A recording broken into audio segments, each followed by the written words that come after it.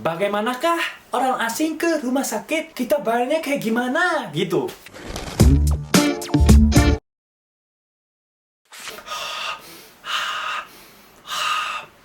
Welcome back to Pojok Mikia. Jadi, hari ini aku mau jawab pertanyaan ini. Kemarin ada pertanyaan tentang asuransi di Jepang ya, terutama pas orang asing ke rumah sakit. Asuransinya kayak gimana gitu. Hari ini aku mau bahas tentang bagaimanakah orang asing ke rumah sakit? Kita bayarnya kayak gimana? Gitu. Lanjut aja ke asuransi di Jepang. Jadi aku mau jelasin tentang sistem asuransi di Jepang. Di Jepang itu, pemerintah mewajibkan warganya untuk ikut asuransi kesehatan publik. Biasanya, kalau ke rumah sakit, kita cuma bayar 30% dari total biaya. Ya, lumayan banget. Di sini ada asuransi utama. Pertama, Shakai Hoken, alias asuransi kesehatan melalui perusahaan. Kedua, Kokumin Kenko Hoken, alias asuransi kesehatan nasional untuk yang nggak kerja di kantoran. Sekarang kita breakdown per jenis visa yang paling umum ditemui. Pertama, visa Tokutei Gino. Biasanya disebut Special Skilled Worker. Kalau kamu kerja di perusahaan Jepang, dengan jam kerja cukup, kamu wajib ikut Shakai Hoken. Nanti gaji bersih kamu akan dipotong untuk bayar asuransi. Tapi kamu dapat kartu asuransi. Kartu ini bisa kepake di rumah sakit. Kedua,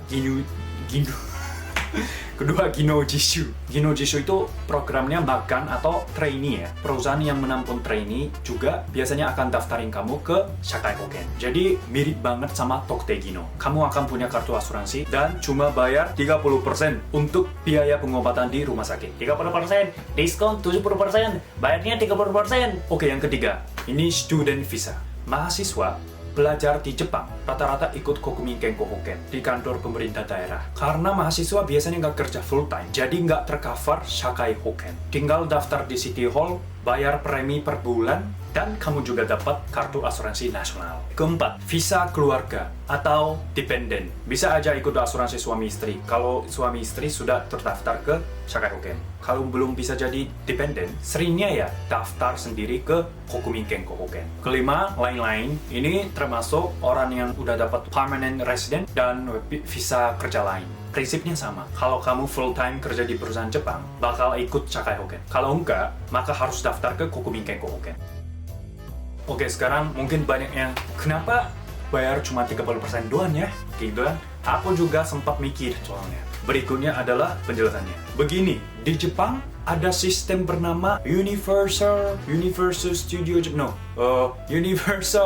Health Coverage. Universal Health Coverage. Jadi pemerintah sudah menetapkan bahwa kalau punya kartu asuransi, tiap kali ke rumah sakit, klinik, atau apotek, kamu cuma bayar 30%. 30%, diskon 30%, diskon 70%, jadinya 30%. Sisanya yang 70% ditanggung oleh asuransi. Kalau tagihannya mahal banget, ada mekanisme High Cost Medical Care Benefit. Benar, bahasa Jepangnya Kogaku Ryoyo Hiseido. Ini buat meringankan biaya. Itulah sebabnya penting banget punya asuransi. Bayangin kalau kamu ke rumah sakit gak ada asuransi, tagihannya bisa sampai puluhan juta loh. Bayangin, ayo cepat bayangin. Gak bisa tidur kan? Operasinya bayar berapa pak? Saya bawa duit dari Indonesia nih pak. Ini cukup kan pak? Ini 2.000 banyak loh pak. Saya nanti mau makan nasi goreng nih, nasi goreng kambing ini di warung. 10 juta. Operasinya cuma gini doang. Pengobatan kayak gini doang. Aku toilet dulu pak. Oke, prosedur di rumah sakit. Nanti waktu disampai di rumah sakit, datang ke bagian resepsionis, pasti ada ibu atau mbak cantik gitu ya di resepsionis. Konnichiwa. Kamu pasti demam atau sakit gitu kan? Kayak nyaman gitu loh. Terus klinik itu wanginya enak. Tunjukkan kartu asuransi kesehatan dulu. Oke, tunjukkan kartu dulu, tunggu antrean. Siap-siap mental. Kadang lama, kadang cepat. Dan setelah diperiksa dokter, kamu bayar di kasir. Sebelum bayar juga kamu bakal antre. Selesai kok masih lama ya. Kalau kamu nih, namanya Wijaksono. Pak Wijaksono, mohon bayar di kasir sini. Terus kamu ke kasir, terus bayar. Tapi kamu bakal dikasih harga yang udah dipotong 70%. Jadi sisanya itu 30%. Kamu bayar aja. Ini hari ini pengobatannya 30.000. Kok mahal? Tapi itu 30%. Jadi jangan sampai ketinggalan kartu asuransi ya. Nanti kalau kamu lupa bawa, bisa disuruh bayar 100%. Hati-hati. Mungkin masih ada pertanyaan kan, bayar asuransi yang 70% itu bayarnya di mana ya, kayak gitu. Uangnya ambil dari mana? Loh, kok diambil dari mana? Hah? Ini jawabannya. Kalau Shakai Hoken, secara otomatis dipotong dari gaji kotor. Jadi pas kamu nerima gaji per bulan, jumlahnya sudah dipotong asuransi dan pajak. Kalau Kokumin Kenko Hoken, kamu bayar sendiri ke kantor City. Biasanya akan dapat slip tagihan lewat pos. Selain itu, ada juga orang yang tambah asuransi swasta buat nutupin kekurangan. Tapi itu opsional aja. Kalau cuma datang wisata dari sebulan sampai 3 bulan, gak bisa ikut asuransi publik Jepang. Solusinya, beli asuransi perjalanan sebelum berangkat atau pakai asuransi swasta internasional. Biar kalau tiba-tiba sakit, gak harus bayar full biaya rumah sakit yang mahal. Rekomendasinya ya, pertama, segera daftar asuransi begitu kamu tiba di Jepang dan punya alamat tetap. Jangan lupa bayar premi, kalau nunggak nanti bisa ribet kalau lagi butuh berobat. Plus, bakal ada denda keterlambatan. Simpan baik-baik kartu asuransinya. Biasanya kalau orang Jepang simpannya di dompet atau case kartu ya. Bawa selalu, apalagi kalau kamu jalan-jalan ke jauh-jauh. Tanya HRD di tempat kerja atau petugas di City Hall kalau ada info yang kurang jelas. Ingat, sistem asuransi Jepang itu berbeda sama asuransi Indonesia. Jadi lebih baik siap-siap daripada panik belakangan. Nggak punya kartu.